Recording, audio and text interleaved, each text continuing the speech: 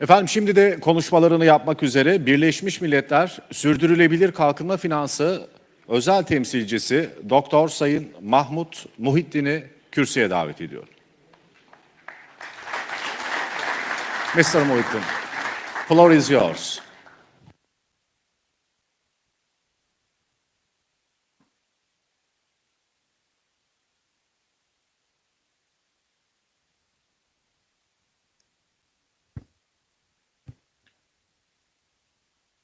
Excellency, Mr. President, Mr. Recep Tayyip Erdogan, the President of the Republic of Turkey. Excellencies, ladies and gentlemen, Assalamu alaikum wa rahmatullah. I start my words to you today by Bismillah ar-Rahman ar-Rahim. I'm very pleased to take part of this second Al-Barakah Summit here in Istanbul, under the theme of Islamic economic strategies, path to an influential global economy. It's a very timely conference. Under the esteemed patronage of His Excellency, the President of the Republic of Turkey, where we have the honor of having him with us today. I would like to extend my sincere thanks to Al-Barakah Forum and its chairman of the Board of Trustees, His Excellency, Mr. Abdullah Saleh Kamel. It's very grateful to the great legacy of your father and the excellent team around you, and I commend your work and endeavors for supporting the Islamic finance, Islamic economy, and beyond. Now, well, I have a well-prepared speech that could go beyond the limits of minutes allocated to me. But I was very pleased to listen to very insightful interventions during the day in preparation of this session. So I'll be very brief, and I'll refer to some of the good, insightful comments shared by some of the speakers today. It is not exaggeration of the word to say that the economic order, or what's so-called the economic order as we know it from the end of the Second World War until now, has ended. It is not, as emphasized today by His Excellency the Minister of Finance, Mr. Chemchik, it's not just the trade protectionism and trade war. We have a collection of restrictions when it comes to trade, finance, technological cooperation. It is not the world as we know it. We are witnessing conflicts, political polarization, in addition, of course, to trade protectionism, resource exploitation, confusing energy policies, uncertainty facing official development assistance and economic realignments. It's no wonder then, it's not just because of the external shocks like COVID or the war in the Ukraine, but it's basically because of many other dynamics that started with the global financial crisis, that the world is not in a good shape to achieve the Sustainable Development Goals, the famous 17 Sustainable Development Goals, that they cover many areas of our life, from fighting extreme poverty, to enhancing the quality of education and health, to investment in social infrastructure, to dealing with climate change and biodiversity, to other issues related to inclusive growth and jobs. By numbers, the UN system is reminding us, and we are preparing for the Finance for Development Conference in a few weeks in Seville in Spain, and I think many of you will be there. Of the 17 goals and 140 targets that we could only measure, only 15% of the targets are on track to achieve the Sustainable Development Goals by 2030. Only 15%. 55% of the targets and goals are either slightly or significantly off track. And 35% are worse than where we started back in 2015. So this is basically the state of the world today. Of course, we can celebrate some individual achievements in some particular countries. Some of them like the G20 countries, including Turkey and many of the aspects of development. China celebrated the end of extreme poverty in 2020. India celebrated the end of extreme poverty in 2024. Some of the Nordic countries did well as well. But the majority, the rest of us, are not really on track to achieve these sustainable development goals. And we only have less than 5 years to do better than what we tried to do in the 10 years that left us already since 2015. And it's interesting, Mr. President, Excellencies, ladies and gentlemen, that after each crisis, and there are many scholars and scientists here with us, and I thank again the convening power of this forum, that every crisis we witness, people discover that there is something called Islamic finance, that there is something called participatory finance, that there are good principles of profit and loss sharing. This happened after the emerging markets crisis in 1997, 1998. Please check the references. After 2007 and 2008 global financial crisis, you got top scholars reminding us of the importance of being less dependent on debt when we finance growth and development, including Ken Rogoff, who used to be the chief economist of the IMF, and he wrote a very interesting book about history of debt for many centuries with Carmen Reinhardt. We only remember the right thing when we are really in a very critical opportunity to retrieve lessons.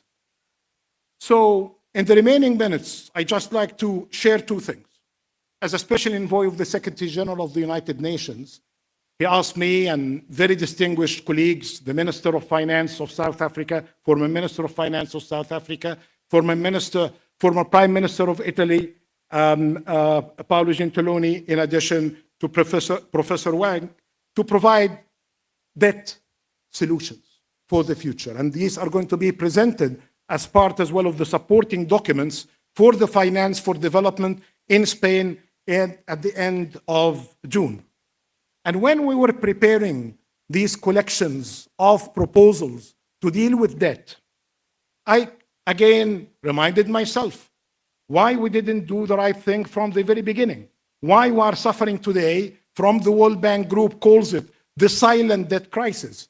It's a silent debt crisis not because just of the countries that admitted that they cannot honor their debt obligations, and we had few cases that were already under restructuring based on the G20 common framework, but for many countries around the world, not defaulting in their commercial debt, but by defaulting on everything else. They prioritize paying interest and debt service over what they pay for education, for health, even for security, for climate change and other matters. However, there is a long list, and I'll be just very brief about that. It's basically about extending access to the common framework to all middle-income countries. This is the common framework that was developed by the G20, and I'm here speaking in presence of some of the members, including, of course, Turkey as a member of the G20, Indonesia as a Muslim country, OIC member country, the Kingdom of Saudi Arabia. So please, if we have an opportunity through you, emphasize the importance, not just to deal with the problems of the low-income countries, but the middle-income countries as well, because statistics is telling us that more than half of the African countries, for instance, are not low-income anymore, they are middle-income. There are other measures, like improving the debt sustainability analysis and framework. There are other measures, like debt swaps, that if you have a debt, you can swap it into an opportunity in development or climate or nature. So this is basically replacing debt with a kind of participatory finance or equity-based finance.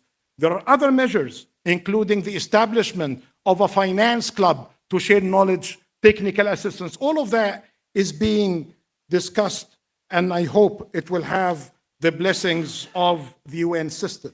But meanwhile, there is that potential of Islamic finance based on the great maqasid of Sharia that could really help us to achieve the SDGs, from microfinance through financial inclusion to using sukuk, including green sukuk for infrastructure finance and public-private partnerships, to many modalities related to what was mentioned in many of the presentations earlier about the role of zakah, waqf, and sadaqat to enhance the role of finance for social infrastructure.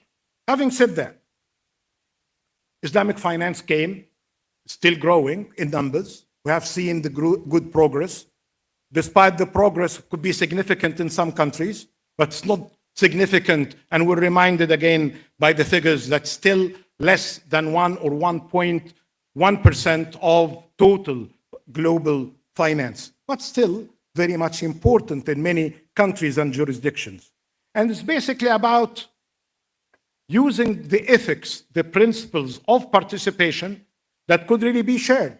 Cooperative movements around the world, which is very much strong, including in Turkey here, in Africa, in Canada and Germany.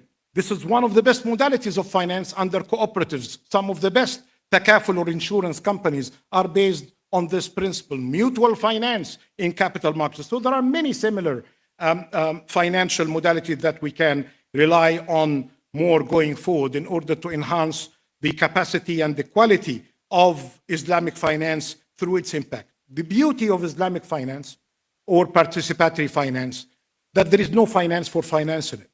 There is no finance for finance. It's finance for substantive development, for underlying assets, for the quality of life, for nature, for education. We demonstrated that through many pieces of research.